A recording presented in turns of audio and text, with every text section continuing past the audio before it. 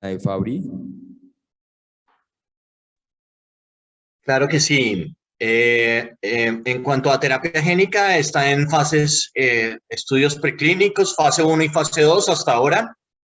Eh, Esperemos que lleguen todavía a fase 3 para mirar a ver si tienen la posibilidad de ser aprobados por los entes regulatorios.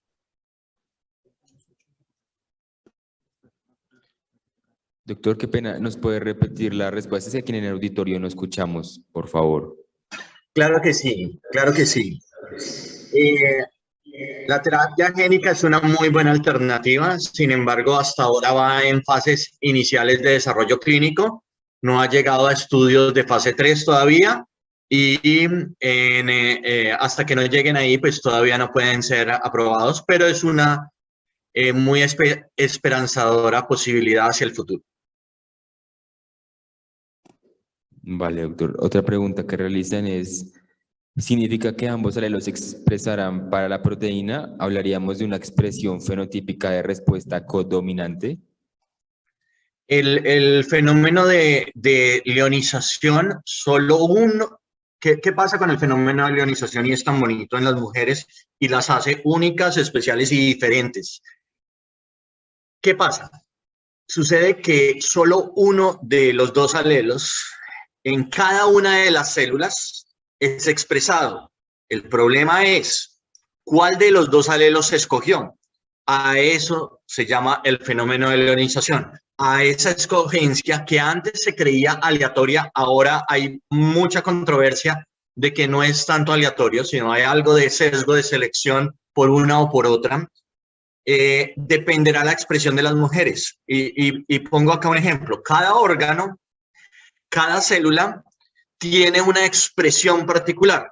O sea, esa célula, una célula particular en un órgano específico de la mujer puede irse hacia estar enferma o hacia no estar enferma. Y finalmente la expresión de la enfermedad del órgano va a ser si tiene muchas células afectadas o no tiene muchas células afectadas. Por eso es que la mujer tiene gran variabilidad de expresión fenotípica. Vale, doctor, muchísimas gracias. No sé si alguno de los aquí presentes de manera presencial tiene alguna pregunta para hacer al doctor.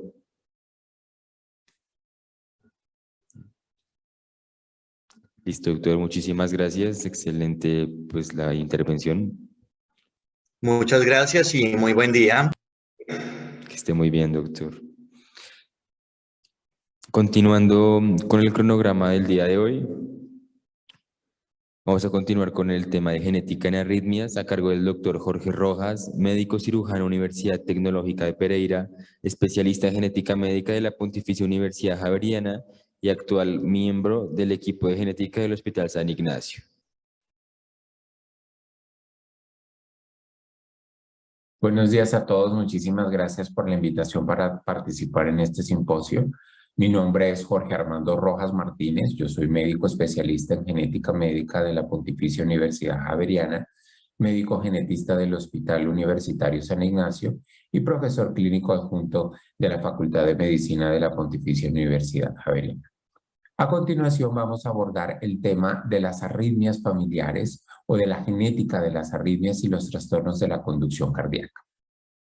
Es importante, para empezar, definir que el término arritmia se refiere a una ausencia del ritmo sinusal normal, el ritmo de base del corazón.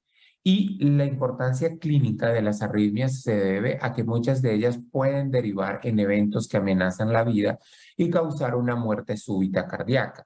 Una muerte súbita cardíaca es una muerte inesperada de origen cardíaco que se manifiesta por una pérdida súbita de la conciencia en una persona con o sin enfermedad cardíaca conocida o previamente sana. Para abordar este tema es importante recordar un poco cómo trabaja el sistema eléctrico del corazón. Y es importante saber que el marcapasos natural del corazón, que es el nodo sinusal, se encuentra ubicada en la parte superior de la aurícula derecha, justo al lado de la desembocadura de la vena cava superior. El nodo sinusal tiene una característica y es que posee unas células especiales llamadas cardiomiocitos que tienen una capacidad única de generar electricidad y generar el potencial de acción eléctrica. Esta capacidad la tiene menos del 1% de los cardiomiocitos y esto hace que sean células altamente especializadas. Ellas generan el potencial de acción y propagan este potencial de acción a través del miocardio hacia el nodo AB que vemos acá en la animación. Este nodo AB a su vez lo que hace es propagar el potencial de acción hacia el resto del tejido miocárdico para que se produzca como tal la contracción rítmica del tejido miocárdico y por lo tanto el flujo de sangre. Este potencial de acción que viaja a través de todo el tejido miocárdico, pues lo podemos ver representado en un electrocardiograma como el ciclo cardíaco, dependiendo de las diversas fases del proceso del potencial de acción. Las arritmias familiares ocurren debido a las anormalidades primarias o secundarias de todo este complejo sistema de conducción cardíaca. Y podemos tener alteraciones primarias en el proceso de la conducción y la repolarización, o podemos tener alteraciones estructurales como el Wolff-Parkinson-White o malformaciones cardíacas que también pueden alterar este proceso de conducción. Pero hoy en día sabemos que una gran cantidad de pacientes no tiene alteraciones estructurales o cardiopatías congénitas y en esos casos las arritmias tienen una base genética con una herencia familiar evidente que se hace muy patente cuando hacemos la anamnesis y vemos casos familiares de muertes súbitas o arritmias malignas en otros miembros de la familia del paciente índice. Esto nos ha llevado a determinar que muchas de las arritmias tienen una causa monogénica, donde un factor genético es integral en su desarrollo. Hoy en día sabemos que el sistema cardíaco eléctrico puede ser afectado por anormalidades genéticas y eso puede producirnos una amplia gama de trastornos de la conducción cardíaca, desde taquiarritmias ventriculares y atriales como disfunciones del nodo sinusal o bloqueos auriculoventriculares. Vamos a hablar brevemente un poco de estas arritmias monogénicas o puramente genéticas que pueden alterar el sistema de conducción cardíaca. Vamos a empezar con las taquiarritmias ventriculares. Dentro de este grupo, la condición más frecuente es el síndrome de QT largo, una enfermedad cardíaca hereditaria caracterizada por una prolongación del intervalo QT en un electrocardiograma y que tiene una alta importancia clínica porque los pacientes pueden presentar arritmias que amenazan la vida o desencadenar en una muerte súbita. Y, como su nombre lo indica, la principal característica electrocardiográfica es una prolongación del segmento QT. El intervalo QT es la representación eléctrica de la sístole ventricular y abarca tanto el periodo de despolarización como repolarización. En esta condición, generalmente se calcula el QT en el electrocardiograma y para saber si hay una verdadera prolongación del mismo, se debe realizar el QT corregido mediante la siguiente fórmula que corresponde al QT medido sobre la raíz cuadrada del segmento R. Los criterios electrocardiográficos para el síndrome de QT largo con mayor valor diagnóstico son la prolongación del intervalo QT corregido, la presencia electrocardiográfica en un paciente de una taquicardia ventricular polimórfica muy característica y altamente maligna, que es la torsades de Points o la torcida de la punta, o la presencia de ondas T alternantes u ondas T con una morfología alterada, que puede ser de base ancha o una onda T con una muesca en 3 derivaciones. Y es importante saber que el intervalo QT corregido en niños y adolescentes, hombres y mujeres, tiene unos valores de referencia en los cuales se considera un QT prolongado, como lo vemos acá, uno limítrofe, y el valor de referencia que debe estar por debajo de un límite. Esto nos permite determinar si efectivamente estamos ante un paciente con un QT prolongado. El QT prolongado tiene una prevalencia alrededor del mundo de 1 en 2000 recién nacidos vivos y constituye la principal causa de muerte súbita en personas jóvenes sanas. De hecho, hoy en día sabemos que muchos de los síndromes asociados o mal llamados como muerte súbita infantil o muerte súbita del lactante, se debían a síndromes QT prolongados no diagnosticados. Las manifestaciones cardinales de esta condición son los síncopes. En el momento en que los pacientes presentan arritmias, se provoca una súbita disminución de la presión arterial y esto provoca el síncope y puede derivar en un paro cardíaco y una muerte súbita como el síntoma inicial. Sin embargo, muchos pacientes pueden ser asintomáticos y tener las anormalidades electrocardiográficas. El síndrome de QT largo es una enfermedad monogénica y hoy en día se han identificado más de 12 genes que están relacionados como causales de esta condición. Estos genes codifican principalmente subunidades de canales iónicos o proteínas que modulan corrientes iónicas. Principalmente lo que regulan son la entrada de potasio o la entrada de calcio y sodio dentro y fuera de la célula, lo cual se encarga pues de regular el mecanismo del potencial de acción. Entonces, las mutaciones en estos genes lo que hacen es alterar el influjo de estos iones y lo que hacen es prolongar la duración del potencial de acción, prolongando el intervalo QT y el periodo de la sístole ventricular, llevando como tal a arritmias malignas.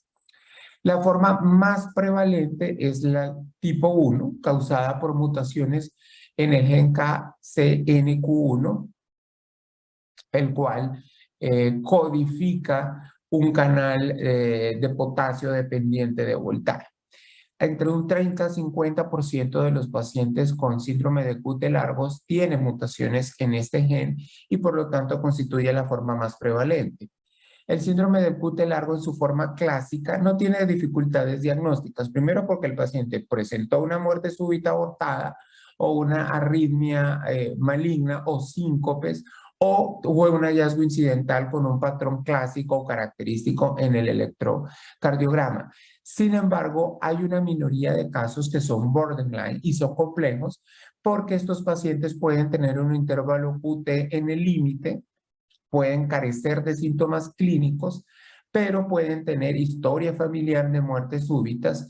Los criterios diagnósticos no son muy fácilmente aplicables y estos pacientes son los que se benefician del tamizaje genético como primer abordaje cuando tienen historia familiar y son asintomáticos o presentan un QT borderline que no permite un diagnóstico electrocardiográfico. Hay dos variantes hereditarias más frecuentes, que son el síndrome de Jervell y Lange-Nielsen, que es una forma sindrómica de QT asociado con hipoacusia neurosensorial con un patrón recesivo, y el síndrome de Romano-Ward con una herencia dominante. A su vez, el síndrome de Romano-Ward se subdivide en varios tipos dependiendo del gen causal, siendo las formas más prevalentes, como les mencioné, el síndrome de QT largo tipo 1 y tipo 2 por mutaciones en el canales de potasio y le siguen en su orden las mutaciones en el canales de sodio. Aquí hay un poco un bosquejo de todos los genes que se han asociado en el momento. Aquí parecen mencionados 10, pero ya hay 12 genes asociados en la fisiopatología del síndrome de QT largo. El segundo síndrome importante de una taquiarritmia supraventricular es el síndrome de Brugada, descrito en 1992, hace 30 años, por los hermanos cardiólogos españoles Pedro y Josep Brugada, y se caracteriza por anormalidades en la conducción cardíaca, sobre todo anormalidades en la onda T, en las derivaciones de B1 a B3, y un alto riesgo de arritmias ventriculares que pueden resultar en muerte súbita. Se presenta primariamente en la adultez. Los casos en niños y en lactantes son muy raros, pero se han descrito pacientes desde los 2 días de vida hasta los 85 años con un promedio de los 40 años y es más prevalente en los hombres. La prevalencia del síndrome de Brugada no está aún bien determinada. Se cree que hay zonas endémicas donde puede haber una prevalencia de 1 en 2000. Se cree que es responsable de entre el 4 al 12% de las muertes súbitas inexplicadas y hasta un 20% de todas las muertes súbitas en personas previamente sanas. Es muy frecuente en el sudeste de Asia, donde es la segunda muerte de causa en hombres menores de 40 años, por una condición llamada el síndrome de muerte nocturna inesperada, es decir, una patología donde las personas durante el sueño presentan un paro cardíaco y una muerte súbita. La presentación clínica del síndrome de Brugada es una muerte súbita que puede manifestarse en el caso de los bebés, aunque es muy raro, como una muerte súbita de lactante, principalmente de predominio nocturno, o una muerte súbita nocturna inesperada en una persona adulta. Puede haber presentaciones atípicas como el bloqueo AB de primer grado, un retardo en la conducción intraventricular o un bloqueo de rama derecha y el síndrome del nodo sinusal enfermo. La forma más frecuente de sintomatología es el síncope. Ustedes lo han visto como en las fotografías de la foto en deportistas de alto rendimiento que rápidamente pierden el conocimiento y presentan una muerte súbita. Y esto puede ser explicado por un síndrome de Brugada. El diagnóstico se hace con base en 3 patrones electrocardiográficos. No es fácil el diagnóstico del síndrome de Brugada. En estos 3 patrones electrocardiográficos debe haber una elevación del punto J, como en el tipo 1, en el tipo 1, con una alteración en la onda T que puede ser negativa. En el tipo 2 hay una elevación y esa onda T puede ser bifásica o positiva. Y en el tipo 3, pues los pacientes pueden presentar también la elevación del punto J y una onda que puede ser también bifásica o que puede ser positiva.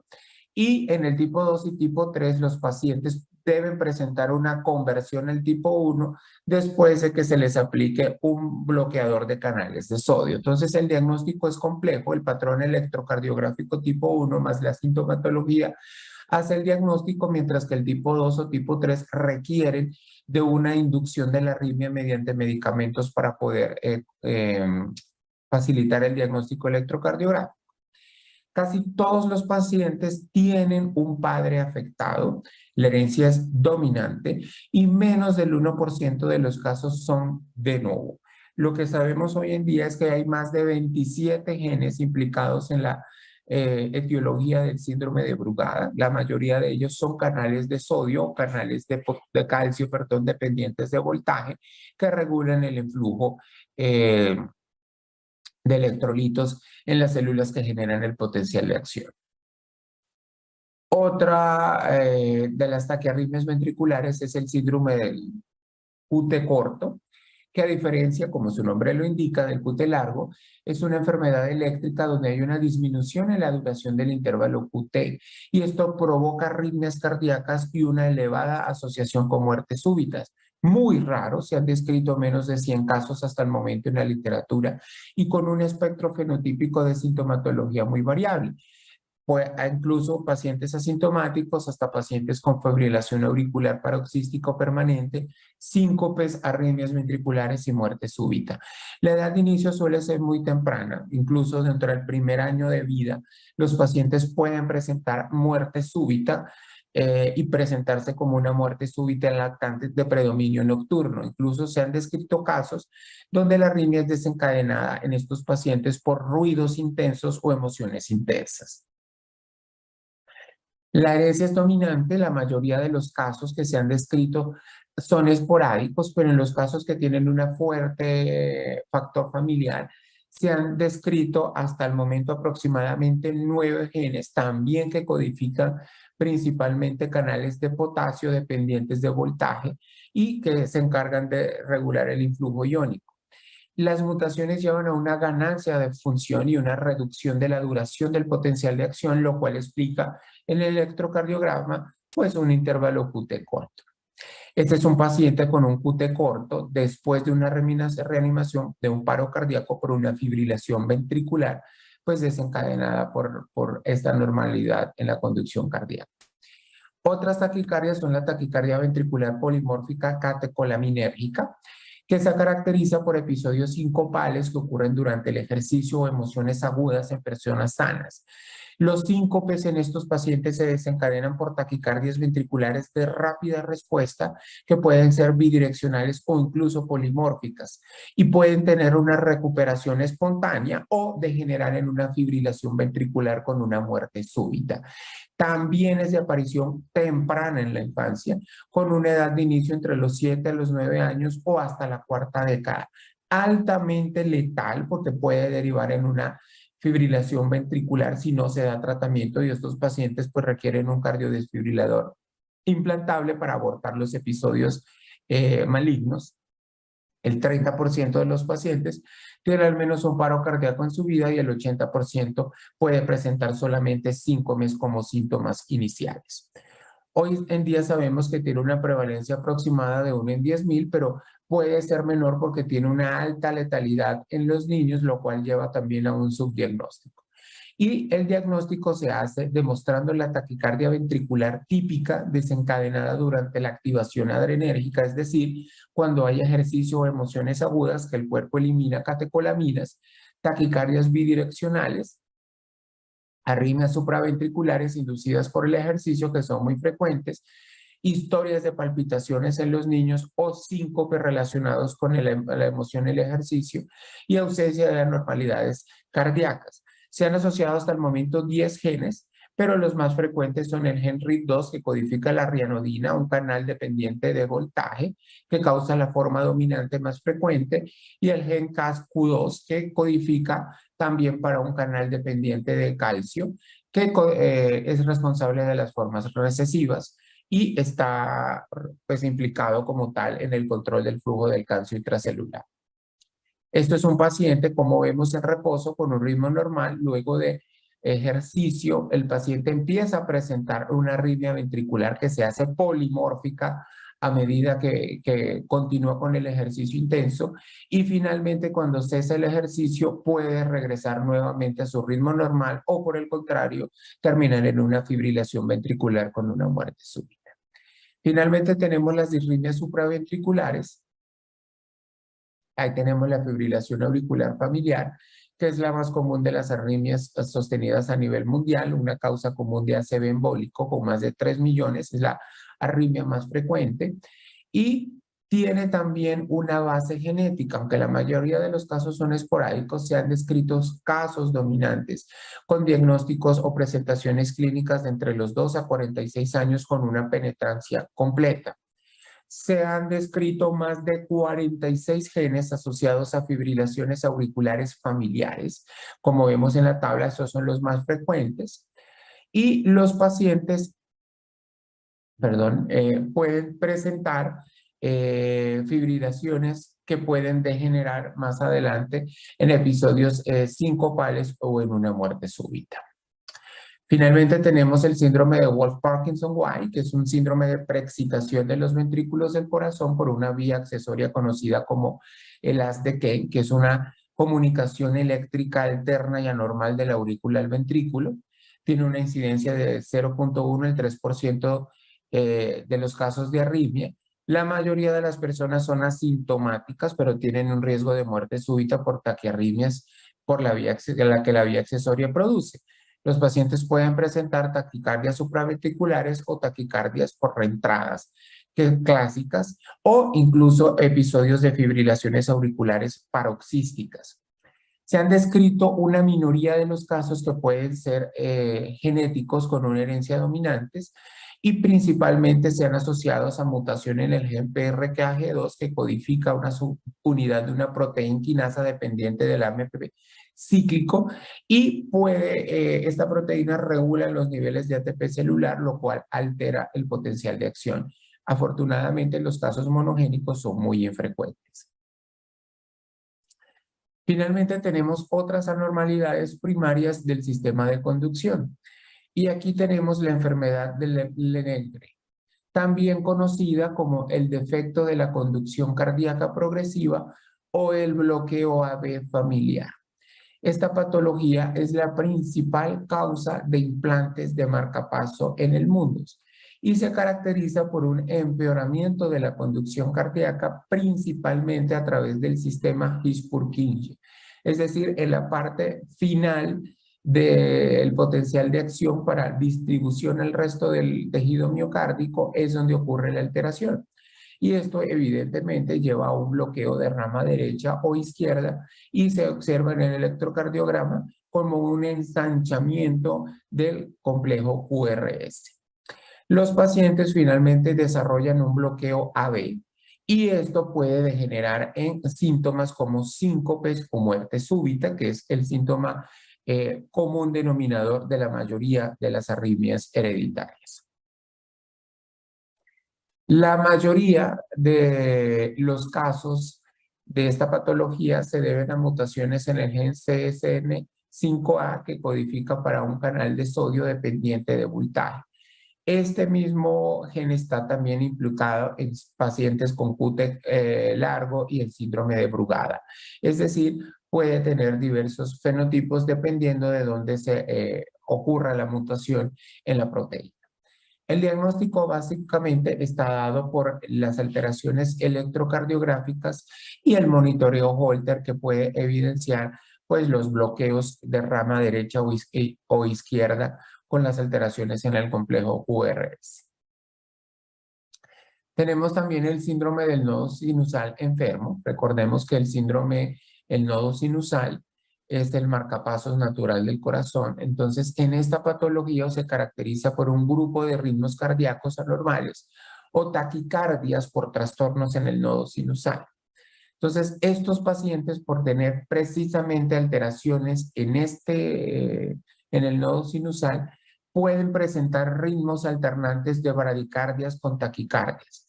Entonces, los pacientes pueden tener una fibrilación auricular que alterna y un flúter auricular que alterna con periodos prolongados de asistolia.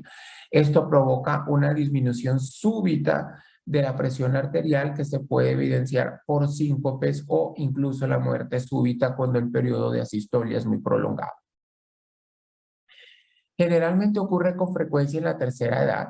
El síndrome del nodo sinusal, la mayoría de los casos son esporádicos y se deben a enfermedades cardíacas subyacentes, pacientes con amiloidosis o enfermedades de depósito, cirugías cardíacas o otras patologías crónicas. También se ha descrito en fetos y niños sin enfermedad cardíaca siendo congénita y se ha identificado una forma familiar que puede ser autosómica recesiva o puede presentar una forma de herencia autosómica dominante. La forma recesiva es también causada por mutaciones en el gen CSN5A, que como les había mencionado previamente, está implicada en muchas de las arritmias hereditarias, y la forma dominante por las mutaciones en el gen HCN4, que también codifica un canal iónico dependiente de voltaje. En términos generales, el diagnóstico genético de las arritmias puede ser muy difícil enfocarlo. Esto ha llevado a que la mayoría de los consensos en literatura pues se dirija más hacia paneles amplios para poder identificar la base genética, porque hay más de 90 genes hasta el momento descritos, los cuales nos pone de manifiesto una gran heterogeneidad genética en las arritmias. Entonces, el abordaje genético de los pacientes muchas veces es el enfoque inicial debido a que, como les acabo de mencionar, los pacientes pueden presentar una sintomatología que se sobrelapa o puede haber sobrelapamiento fenotípico, principalmente porque los síntomas iniciales son síncopes o muertes súbitas. Sin embargo, algunas patologías muy específicas sí presentan un patrón electrocardiográfico que hace el diagnóstico electrocardiográfico muy fácil y casi que inequívoco. Tal es el caso del síndrome del QT largo, que de todas las arritmias es la más fácil de diagnosticar en los pacientes que presentan el patrón clásico de un alargamiento excesivo del QT largo y la sintomatología. Sin embargo, el Brugada y las otras taquiarritmias, la fibrilación auricular hereditaria, las otras, pueden presentar síntomas que son muy comunes entre todas ellas, y a veces electrocardiográficamente los pacientes pueden ser asintomáticos y la alteración electrocardiográfica es desencadenada por la actividad física, por cambios súbitos de humor, lo cual puede hacer el diagnóstico difícil. Entonces ahí es donde entra como tal el diagnóstico molecular. basados en la historia familiar. Es importante siempre en un paciente que consulta preguntar por muertes súbitas en los antecedentes familiares, en la familia, mínimo en 3 generaciones. Preguntar por personas que han tenido muertes de origen cardíacos y ser previamente sanas. Y esto puede orientar el diagnóstico o la sospecha de que nos podemos estar enfrentando a una arritmia hereditaria. Y como les digo, cada día más el enfoque va hacia paneles amplios que se encargan de determinar o estudiar los genes implicados. Como podemos ver, también hay mucha sobrelapamiento no solo fenotípico, sino también en la presentación, y un mismo gen puede causar diversas arritmias, como CNC5A, que puede causar pute largo, síndrome de Brugada o otros tipos de arritmia, y por lo tanto sí es importante hacer una correlación del fenotipo con el genotipo para poder, como tal, llegar a un diagnóstico en los pacientes. Y ya para terminar, es importante el diagnóstico molecular porque también nos permite hacer una asesoría genética a estos pacientes. Recordemos que muchos de los familiares del caso índice son pacientes asintomáticos o en los cuales incluso el electrocardiograma, como el síndrome de Brugada, puede ser completamente normal. Entonces, el tamizaje molecular nos puede ayudar a identificar los pacientes que tienen alto riesgo, de los familiares que tienen alto riesgo de presentar una arritmia y una muerte súbita, e iniciar un manejo preventivo, ya sea con un marcapaso, un cardiodesfibrilador o el uso de bota-bloqueadores en los casos en los cuales sea necesario el manejo. Muchísimas gracias por su atención y quedo atento a sus preguntas y a sus inquietudes. Muchísimas gracias.